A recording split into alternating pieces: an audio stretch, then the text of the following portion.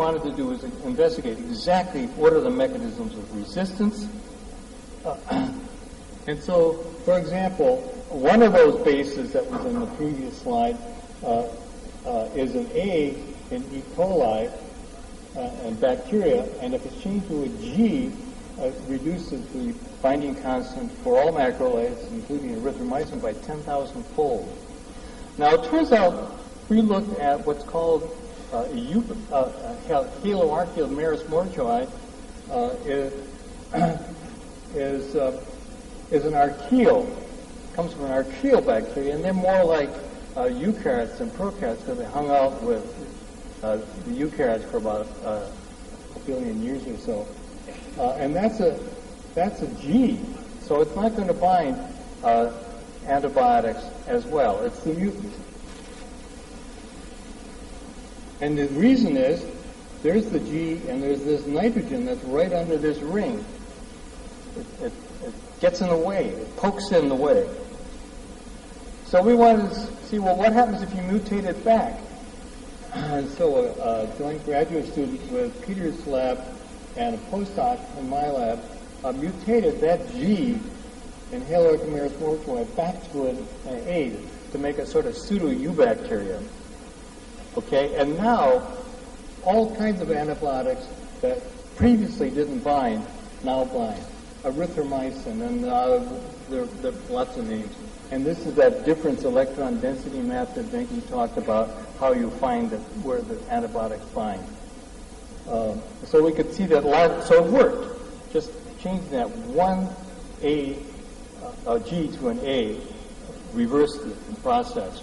And so here's erythromycin. At 3 millimolar, didn't see anything. When you have an A there, 0.003, it's fully occupied. 10,000-fold change. And then if we ask, well, how does this affect the binding of the antibiotic? We could bind azithromycin at very high concentration to when it had a G in this position. That's the blue one. And then this is with the mutant one is in yellow. It moves it a little bit because of this pesky little nitrogen that is where it is when you have a G here. So that's why you get antibiotic resistance. It doesn't fit quite as tightly, and you lose binding constant, and therefore the antibiotic is not effective. Now it turns out we've looked at many different families of antibiotics that target the ribosome at nearby, but different binding sites. And so there's the antibiotics on the scale of the ribosome, and now this is blown up. And so it doesn't matter in detail what these antibiotics are. The point is there are different antibiotics that bind in the peptidyl-transferase center nearby, different chemical classes, different locations, but in detail, but nearby. And by the way, these are very small. I always say this is like David and Goliath. Goliath being the ribosome and David being the antibiotic, and it manages to stop Goliath. Well, what do we do with this information? How can we make use of that? So the principle that's being used is to take a piece of one antibiotic and chemically tie it to a piece of another antibiotic to create a new category of compounds. And that's being done by Ribix Pharmaceuticals, which is the company that Peter and myself and several others founded 10 years ago to develop new antibiotics, and as they'll say, they're being successful. And so here's their principle. So they take for example, this antibiotic and this antibiotic, and they tie them together, and they get a compound that they've now called Midazolam. It starts with Zyvlox, which is a compound marketed by Pfizer, and that's right here, and then tie it to another antibiotic, which actually is a rat poison because it's not discriminating. And then there's another family that they're developing in which they take macrolides and tie it to Zylox, or some other things that bind in this region, like chloramphenicol, and again make another category of compounds. And the final thing they're doing is they're just saying, well, we know that there's all kinds of binding sites here. Let's just start with computational approaches and chemistry and structural biology and just design new families, completely different families. And they've got 3 different families that bind in this region, and they're effective against gram-negative bacteria like E. coli, and there's almost nothing out there that's effective against E. coli. So again, don't look at the details because they don't really matter. I just want to get across the principles. That is, you take linezolid or Zylox. The trouble, all antibiotics have 2 names, neither one of which make any sense to anybody else. So you have to remember both of them. So linezolid is tied, there's linezolid in blue, and it's right next to sparsamycin here in red. And there are these 2 molecules, and the idea is to make a chemical bridge between them and then just fiddle around with the molecule to change its properties. And so that's what's schematically depicted here, to change the nature of the bridge between these 2 molecules and then change the molecule a little bit. So then you get a bunch of compounds, and then you ask, are they selective against eubacteria versus eukaryotes? And if you get a Y, that means yes. Are they effective against these very bad bacteria? If the number over here is less than 4, the answer is yes. If it's more than 4, the answer is no. And so in their first round, they found some things that worked. And then what they do is they do many, many rounds. So here's 258 rounds. The MIC, the minimum inhibitory concentration, the number that has to be below 4, drops very low against pneumonia. H. influenzae, very important one. They got it down below 2. So it works in principle. So here another more detailed example of this category, and these are some of the people in Rybex who were involved in this work, who led the team. I mean, there's a whole team of people who do these things, of course. And so here's some pesky bacteria that are resistant to linezolid. So never mind the numbers. If it's red, it means it's no-go. 64, 16, 64, 32. If it's green, it's go. And so MRSA, for example, linezolid doesn't work. Influenzal, some isolates doesn't work. Now, when they make the hybrid compound, which they now call Ridazolid, that compound is effective against all of these. So the hybrid compound works, and this compound, by the way, has successfully completed phase 2 clinical trials, and it's effective against every resistant bacteria that they've tested it against. Unfortunately, what you need to make antibiotics is not only good ideas and experiments, but money.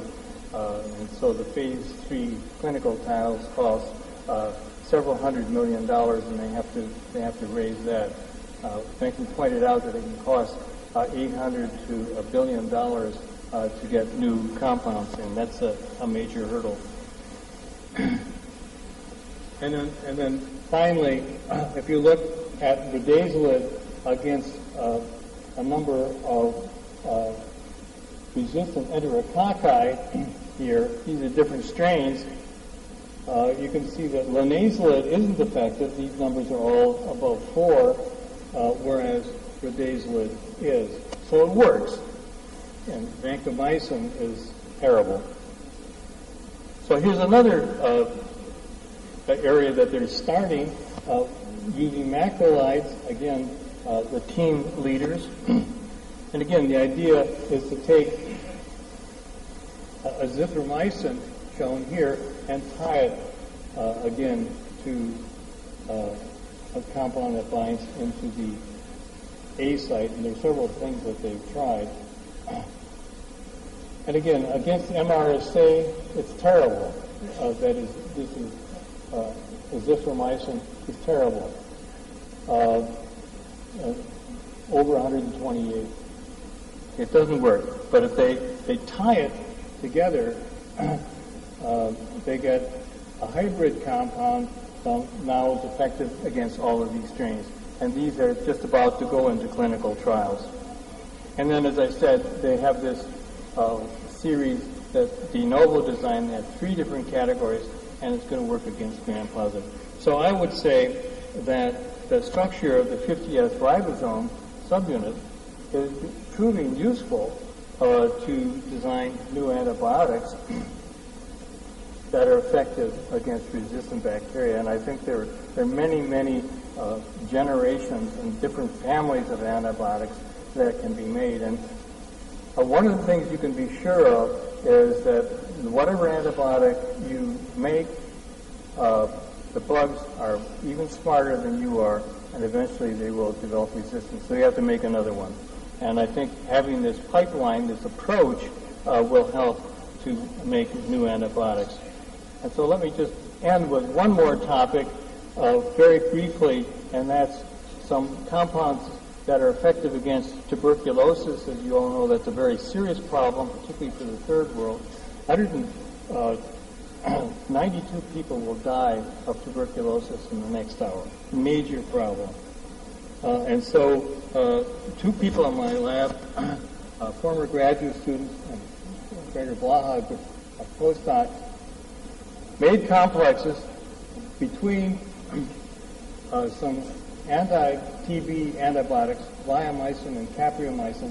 They only bind to 70S and only in the presence of the tRNA. So they have tRNAs bound, so they solve that structure. They put in the bleomycin, and so here's the structure. There's the A site tRNA, small subunit, large subunit. This is where the bleomycin binds, interacts both with the large subunit in white and the small subunit in yellow, and makes other interactions as well.